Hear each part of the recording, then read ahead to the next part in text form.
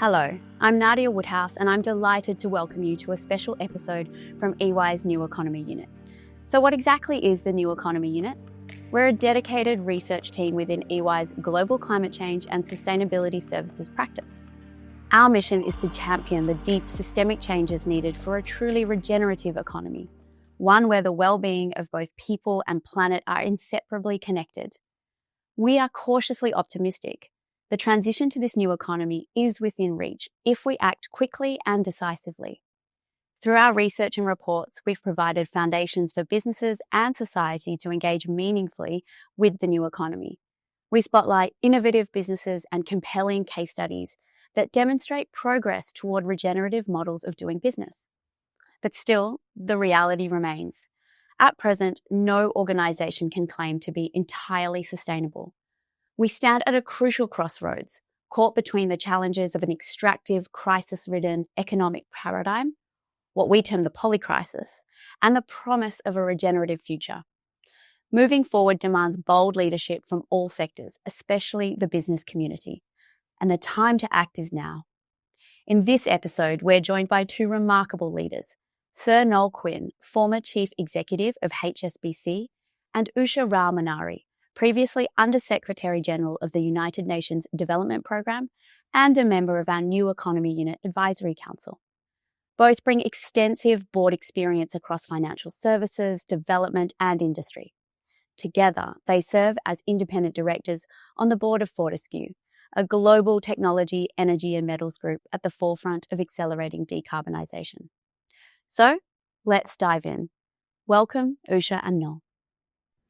Thank you, Nadia. Noel, it's a pleasure to be able to have this conversation with you on this important issue of sustainability. Nadia alluded to regenerative economies and the need for a more sustainable future. And I personally think it is the only way to be, and it is the only way to create a better future for ourselves. So with your permission, I'd like to examine this and talk about this from two angles. One, how does a corporate put in place a sustainability strategy? And an action plan, actually, that will allow it to graduate to a point where it is resilient and sustainable tomorrow. Sure. And two, how does then that scale into a much more global effort? What are the challenges of making it a global effort? I find that we're just not at the point where there are credible pathways, and many corporates are wondering how to do it. They want to do it, they don't know how to do it. And I'm going to take advantage of your previous role as head of a very large financial institution. So my first question to you is, how did you and what did you do and what were the challenges that you faced in putting in place a sustainability strategy at HSBC? Well, the first thing I did was analysis, to be perfectly honest. This was not me waking up one morning and having a passion or a moralistic view that we had to adopt a sustainability strategy. My entry point to this was analysis. The first piece of analysis was, do I accept there is a climate problem? The answer to that was a resounding yes. Any piece of information I saw convinced me that there genuinely is a climate problem. And that climate problem is closely linked to the way the industrial landscape of today's world has been built up over the past 50, 100 years. So that wasn't a huge amount of time and effort to get to that conclusion. But you have to get to that conclusion because you have to have conviction. The second piece of analysis is, what should the role of a commercial bank be in solving that problem statement? And the way I looked at it, we have been an institution that had financed the industrial landscape of the world for the previous 150 plus years when I started on this journey. Pretty much every industrial sector of the world, we've had a hand in financing it. We have financed the entrepreneurs of the world for over 150 years. And my belief was, if we were going to solve the problem of climate change, every industrial sector in the economy had to go through some form of transition, changing its technology base, the way it provides services and products to its consumers. And that is the role of a commercial bank, to help businesses transition their business model with capital investment, facilitation, from one technology base to another. I saw that as a huge opportunity, as a growth opportunity for banking. So I entered this debate with a commercial business case, not just a moralistic imperative. So let me stop you there before you tell me how you did it. Many companies that I have spoken to don't consider it an opportunity. They just consider it a cost. I've spoken to CFOs who say, this is just a cost. Why should I do it? I don't see anything in it for me. So how did you look at this? Well, I look at it from the point of view of our fundamental core purpose as an institution is to help entrepreneurs develop their business. That's what we've been doing. And therefore, and I believe that those entrepreneurs, from the ones I was talking to, the businesses, felt that they needed to change their business as well. And our job is to partner with them. Our job is to help them with financing, with lending support, to make the investments So I saw it as an opportunity because I saw it as an opportunity to lend and help customers prepare themselves for the next 20, 30, 40 years. The way we've helped them for the previous 20, 30, 40 years. There was no debate. Now, was there a cost in doing that? Yes, and that's where we come to the execution plan. Because the biggest challenge for an institution like ours is familiarity with the past and unfamiliarity with the future. We're bankers. We're not scientists. We're not engineers. We're not technicians. We're very familiar in financing the old industry, the old manufacturing bases, the old oil and gas sector, the coal sector, the transportation sector, the airline sector. We've seen the business cases many, many times. We understand the cash flows. We understand the technology. We are able to do risk assessment of past industries. Now, when you start looking at new technologies, the innovation that's taking place, bankers won't be familiar with those technologies. They need to be educated. They won't be familiar with the cash flows associated with it. There'll be a fear factor about learning about the new technologies that are going to shape tomorrow's economy. We had to help them. How did we go about doing that? First of all, we communicated very clearly what the strategy was and why we were doing it. And the reason we were doing it was a commercial reason, not just a moral purpose. Second, we had to recruit in experts. We had to bring in people who understood those technologies that our customers would be talking to us about and put those subject matter experts, make them available to the frontline bankers to understand how they should look at the business cases when they come from our clients. So you brought the expertise into it. We brought scientists in. We brought people who were familiar with hydrogen. We had a hydrogen expert join the business. We had scientists come into the business who understand the technology of the future, not just the technology of the past. Third, huge amount of training and education. For all of our frontline bankers, they had to be re-educated on what it is they need to look for in the new business cases that would be coming across their table. And the hardest bit was overcoming fear. Now, that starts with me when I was CEO. Like, I'm not a scientist. I'm not an engineer. I'm a finance person and an accountant. So when somebody talks to me about some new technology, I've got to overcome my own fear, my own lack of understanding of that new technology. And then if I've got to do it, so too as every other banker in the organization. Right. Plus, signing up and putting out into the public domain sustainability targets, when actually you don't have all the answers to how you're going to achieve the targets, that's tough for any management team, for any CEO, and for any board. To commit to a strategy where you honestly do not have all the answers to how you're going to execute that strategy is not a comfortable feeling for any board or any management team. And the way I look at it, in the old days, you do all the analysis, you work out your roadmap, and you publish a strategy and you publish a target. What a lot of companies are having to do now is publish a commitment to work on implementing a sustainability strategy, knowing they do not have all of the technological answers. They do not have all of the public policy answers that you would like to go alongside it. Will governments facilitate, won't they facilitate through policy, the implementation and scale up of those new technologies? You don't have all those answers. No. And to put public commitments out there as a listed company without having all the answers is a difficult thing to do. And it's equally difficult for your team to commit to driving and implementing a strategy where they are fearful of their own knowledge or lack of knowledge. And can they really make this become a reality? Thanks, Noel. Look, you raise a really interesting issue. Yes, it has to start from the top. The leader must be convinced. But how is the leader convinced? How does the leader get beyond fear? Who has his or her back? I've seen too many instances of boards and shareholders not supporting their CEOs and the CEOs having to walk back. So what did you do in your HSBC role to feel safe? The fundamental thing you fall back on is an economic case. Okay. Like any business, it has to be an economic case. It can't just be a case on principle. You have to have enough of the execution plan in your mind on how you're going to start the implementation of this, even though you may not have all of the end game fully mapped out, because there are so many evolving parts across the world and across the industry. But you have to make an economic case. That's your fallback position. I think the other thing is just got to be honest with everybody. Be honest with your shareholders. And frankly, this was an important topic for all of the shareholder meetings I had and investor meetings I had. What is your game plan to make the business sustainable for the long term? How are you going to help your customers achieve their goals? That was on their minds, not just on my mind. I think it's on the minds of the regulators. You have to have an answer to this question.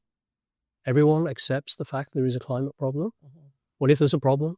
You need to start to shape an answer to that problem and how that problem is going to impact your organization. Sure. You have to be able to articulate that to investors, to regulators, to customers, and to colleagues.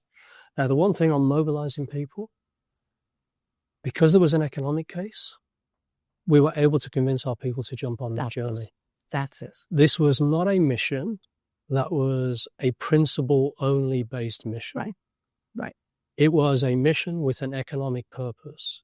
And we were able to mobilize because we put economics at the core of it as well, and serving clients. Right. This is about serving your customers and being a leader in the market, not just a follower. I like that a lot. I think economic cases are not being put together for sustainability and sustainability goals and so on and so forth. Somehow it's staying at the level of, I want to be a good guy. I want to show that we're a good company. Yes, of course you do. But if you don't put forward that case, the economic case, the profit case, whatever, however you want to calculate it and formulate it, I think it's really, really important to do that. And so what I would like to, the last question on just your experience with HSBC is, when you did that and when you faced opposition from whomever, whether board or your own employees, how did you deal with that? I mean, was there a plan that you put in place of how to deal with opposition and skepticism? Sure. Openness and transparency. Okay. You've got to say what you know and you've got to say what you don't know. Don't pretend. Right. Don't pretend you've got all the answers. Right. Don't pretend there aren't problems. Don't pretend there aren't risks. There are risks. There's a big risk that you could lend money on new technology and the technology fails. There's a real economic risk. There are risks of being sued if you do something. There are risks of being litigated against if you don't do something. You can't just sit on the fence and hope you can satisfy all stakeholders. Right. You have to have a purpose. You have to have a core purpose with a core business case that makes sense. And then you have to be open, transparent on every aspect of that. And don't try and pretend you have all the answers. No. Be transparent. Thank you. I think so. And, HSBC has been very successful under your tenure, actually, at putting this out to the world. And so I want to go to my second angle. I just want to clarify, I'm no longer HSBC. So I'm talking now as an individual who has faced this as CEO in a large organization. I think the messages I share are relevant to most companies, not just banks, but most companies. Absolutely correct. And this fear of putting a target out there and not having the detailed roadmap is a real fear. Which is where I'm going to go. HSBC is just an example. I can think of 25 other companies who are facing this, both in the financial sector and non-financial sector, who are afraid, to use your word, of putting out goals, standards, disclosure requirements, anything without actually knowing every single detail of it. So I think this is an appropriate moment to talk about, let's say, the second angle, which is whatever an entity like HSBC or a large organization like that has done, How do we get to scale that? Because I can tell you, roughly, I don't know the exact number, roughly 94% of companies in the world, and I've actually looked at these statistics, want to do this and want to have a plan, want to have the business case, want to have the, but don't know how to put it in place, right? And so the question I'd like us to discuss, and I'll offer you my own little bit of my own observations as well, is what needs to change in the system to achieve these goals of more sustainable companies, more resilient companies, and how they interact with the rest of their environment and ecosystem. Sure. Somehow that's not happening. So it's a very broad statement, but perhaps you could give me some opening thoughts and we can have a bit of a discussion around it. There are maybe two ways to look at that. So from a lessons for other companies on how they make it happen. In your published information through the report and accounts, if you're a listed company, it's very important to be absolutely clear and transparent. And so we produced a report that said, these are the things we have clear line of sight on a transition plan for a particular industry segment. And for these industry segments, actually, there isn't a clear transition plan yet because the technology is still at the early innovation stage and it hasn't yet got to scale. And to get it to scale may require public policy support, both at a policy level and a financing level, and that is not yet available. And therefore, whatever targets you put out there, you make it clear to your stakeholders externally what the dependencies are and what the lack of knowledge is or lack of technology is. So you've got to be very transparent in your communication because it is an evolving picture. If you take it up to the global level, everyone out there says there's plenty of money available to finance the investment necessary to build sustainable infrastructure, sustainable solutions. Economies, yes. At an aggregate level, the global world, the answer is probably correct. The challenge is most of the available capital sits in the West, and much of the demand for infrastructure investment sits in the emerging markets, or developed markets versus emerging markets. So there is a mismatch between the supply of capital sitting in the Western developed markets and much of the demand sitting in the emerging markets. And the flow of capital from developed to developing is not happening at the pace it needs to happen. There are blockages in that. One of the biggest blockages, frankly, is information asymmetry. Mm-hmm. The capital providers in the developed markets do not know enough about the risk profile, the project definitions, the project availability that exists in the emerging markets. They're not familiar with the risk profile of many of those emerging markets because they don't have enough people on the ground in those markets. So in theory, there's enough capital available to solve the problem. In reality, there are barriers to moving that capital across border and into the emerging markets. And that, you are the expert on finding solutions to that. On that, though, I totally agree with you. Part of the problem that I see from where I sat in multilateral development banks and so on and so forth, and the UN, is not that the global south, if I may call it that, is unwilling to give information that the Western banks need. Some of the data just does not exist. So part of what needs to happen for the future is data has to be aggregated, has to be found, identified, aggregated, and put into a form where the Western financiers can look at it and say, oh, I get it. This is the project, if you will.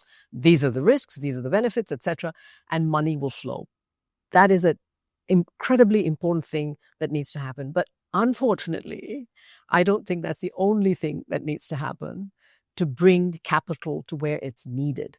Because when you look at the need part of it, Noel, in the global south, it's not just about emissions reductions. That's a very important part of sustainability.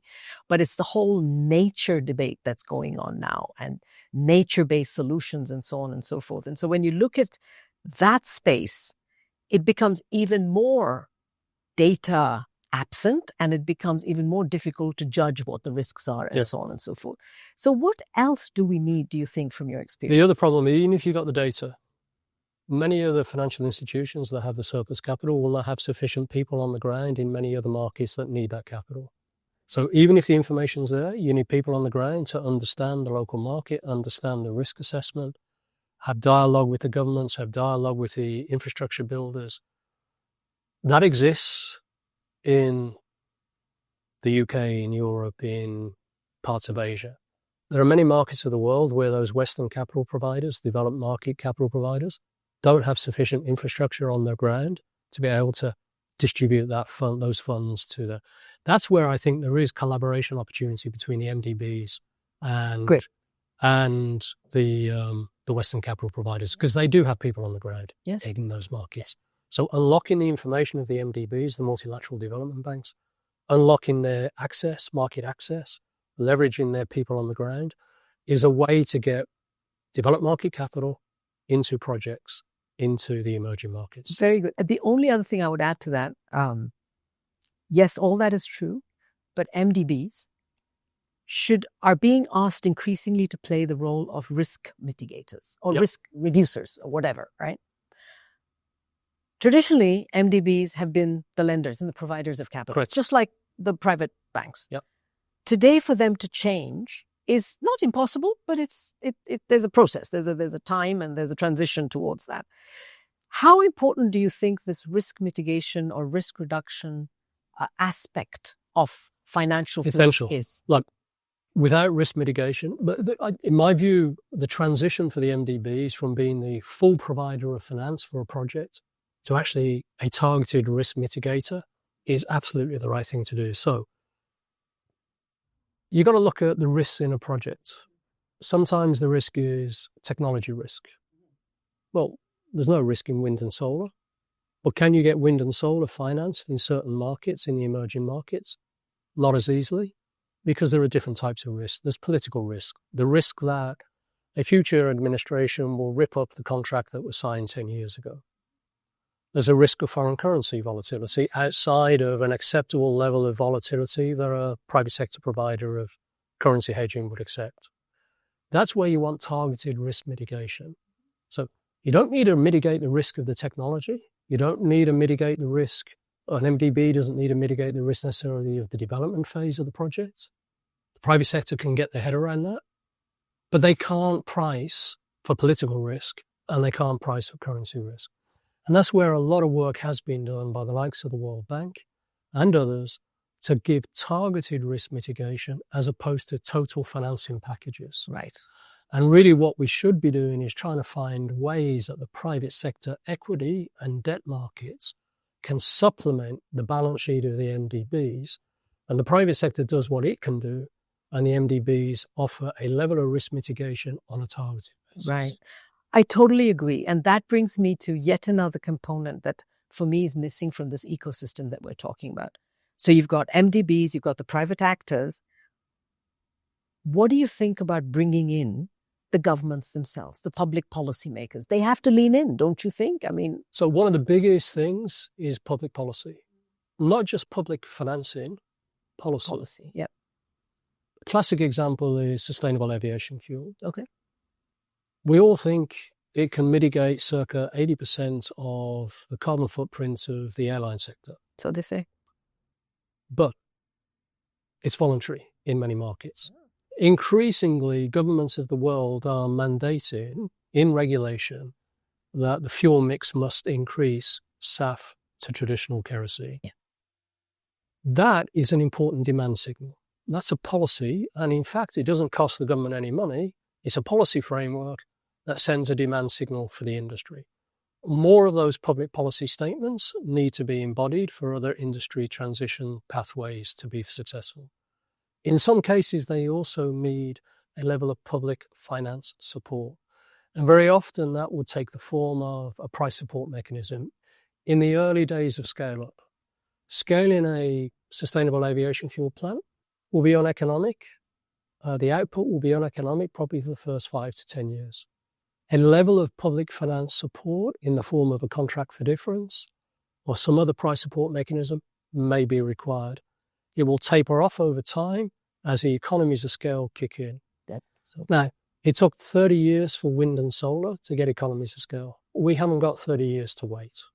Yeah. So my strong view, government should be targeting their policy and their financial support to shorten the scale-up phase of projects. The innovation's taking place in the private sector, but the scale-up needs to be 10 years, not 20 or 30 years, and that's where public policy and public finance should be targeted, in my view. I couldn't agree more. And I think whenever people talk about public policy, it always comes back to me, oh, you want this to be a government state? No, that's not what we're talking about, an enabling policy and regulatory environment that gives, I loved the label, that gives the correct demand signals and the signals to the private actors to act, right? Yep.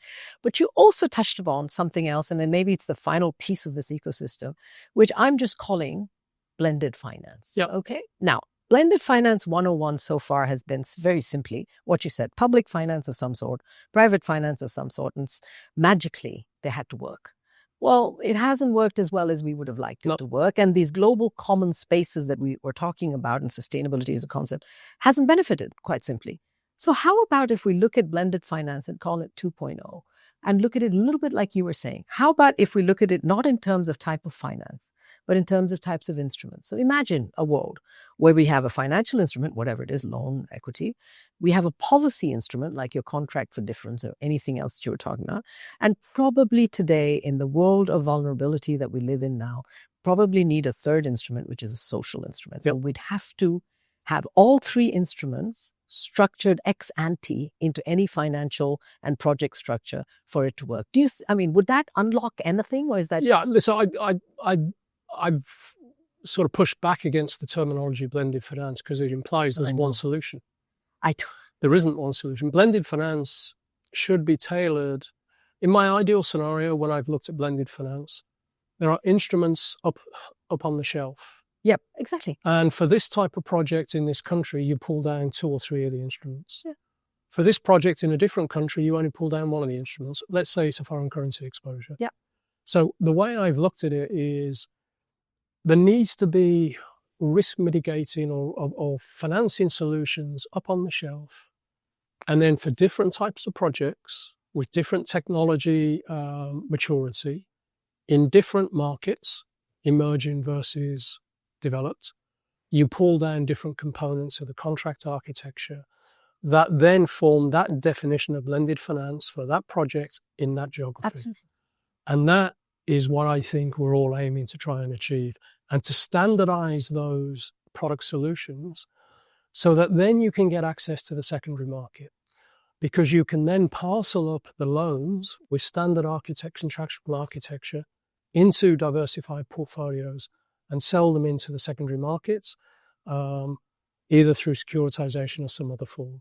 That will then speed up the deployment of Western capital into emerging market demand. Couldn't agree more. That hasn't happened. And therefore, there is no one single definition of blended finance. So, I don't even, if I may, I think blended finance is an overused term. We've got to come up with a different, probably, term. For me, it's about types of instrument. Exactly what you said. You've got financial instruments, you've got maybe policy instruments, you've got social, let's assume. And you use them the way you need them for each That's exactly opportunity. That's totally correct. Has not happened. And it hasn't happened perhaps because, first, people are not thinking this way. But second, I've always been faced when I was in MDBs about who's taking the risk. How is the risk allocated? How is the risk shared? And I don't think it's something everybody talks about it. Nobody really understands it. You're a banker, right? And if you worked with a World Bank or anybody else, what you already mentioned, you will take certain risks and you would expect someone else to take other risks, including the government, correct? I mean, how would you, and where there's residual risk, you would want some sort of cover for it. But I don't think we're thinking, or no cover. I mean, you just deal with the residual. I think the thinking is evolving. I think we're getting closer to potential systemic solutions that can move at pace. I mean, the trick on this whole topic is, I'm an optimist. I optimistically believe that the innovation that's taking place in the entrepreneurial community, in research and development institutions, is giving us the solutions to the climate problem for industry. I really believe it. The real problem is getting that innovation to scale fast. Yes. And particularly the real problem Yep. is getting that innovation to scale in markets with high risk profiles, emerging markets. Now, scale and pace is what will mean we succeed, not the innovation. The innovation is there. We have to get implementation at scale, at pace. Totally agree. Therefore, you've got to standardize as much as you possibly can, and you've got to try and implement scale up. Now, the one market that is moving at scale, at pace, is China. It is. They are going down the cost curve on much of that innovation at a faster pace than many other markets. Agreed. Getting down that cost curve to get unit efficiency into your costs of new innovation is absolutely an imperative. So I've seen that if you look at the pace of rollout of wind and solar across China, that is going at a pace that is breathtaking. EV penetration in the electric vehicle sector, breathtaking. That changes scale economies overnight. And strangely, this has happened in the past for regular infrastructure. So here I'm, for example, thinking about the roads, highway sector in India, where public money was used to scale as quickly as it can and then tapered off when people understood the risks and so on. Or the feed-in tariff or the contract for difference that you were talking about in renewable energy. And we're doing very, very well. I think what we need now is, I like very much your notion of standardization. It's a tough notion, okay? When you say standardization, people think they don't have choices and that it's some sort of ruling. No, it's just simplicity. It's making the problem simpler to understand so that people can follow it through standardization and so on and so forth.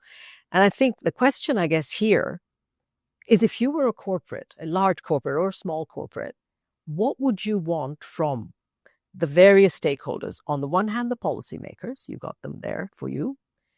The other hand, the MDBs, or let's say the multilateral sector, broadly put. And then finally, your own stakeholders, the stock exchanges. I still think that much more needs to change in the ecosystem, Noel, than you and I have talked about so far, that is needed for true scale. Yeah. My fear on this topic for a long time has been we actually overregulate too early. So accounting standards that are too onerous and stifle the entrepreneurial spirit. So getting a balance on regulation versus pace of development is important. Look, there was a publication in Europe last year that suggested there was something like 2,000 metrics that would have to be reported upon by any company investing in sustainable infrastructure. Now, exactly. How do you do that? That's a turn-off for any entrepreneur. And they'll say, well, I don't have that in market X or market Y. Now, I saw the other day that they're tapering that back and they're probably going to remove circa 60% of those metrics. But it's still 40%. That's still a lot. That's still, nearly, well, certainly, I think it was close on 2,000 in the original list. That's still a lot. So I think to facilitate the scale up and implementation of innovation, we can't stifle it through over-regulation. I totally agree. I think, we should actually draw this conversation to a close. But, the way I'm looking at what you've said is, you need the data and the information symmetry to get things moving. I'm talking about getting to scale. You need an enabling policy environment. Yeah. And you need an enabling, how do I put it, financial bundle, if you will. Policy, finance, and whatever else. In a reasonably simple way to get finance moving and to get scale on the innovations needed to get to that better future. Do you agree? Am I missing something? No, that's fine. At a global level, I agree with all of that. At a corporate level, you have to bring your people with you. You have to have an economic case. Right. You have to have a core sense of purpose of why this is important to the 100 people that may be in your organization or the 100,000 people. It doesn't matter. But you have to give them a sense of purpose of why they want to do this and be involved in it. And you've got to help them. You've got to understand their fear of change because they've been doing it one way for decades or for many, many years. And you've got to help them transition to a new way of working and buy them into the business case. Look, I'm I'm an optimist. I believe there is a major problem, but I also believe there are major solutions that are going to be breakthroughs over the coming years, and we shouldn't lose sight of the cause. Couldn't agree more. I am also an optimist, and I do believe that our better future truly does lie ahead of us. Yep. As long as we make the right choices, and this is what we discussed today. So thank you, Noel. Pleasure. This was a wonderful discussion. Thank you very much. Thank you. You've been watching the EY Sustainability Matters podcast. Catch up on previous episodes on ey.com or wherever you find your podcasts. If you enjoyed today's conversation, please subscribe to EY Sustainability Matters. Thank you for tuning in.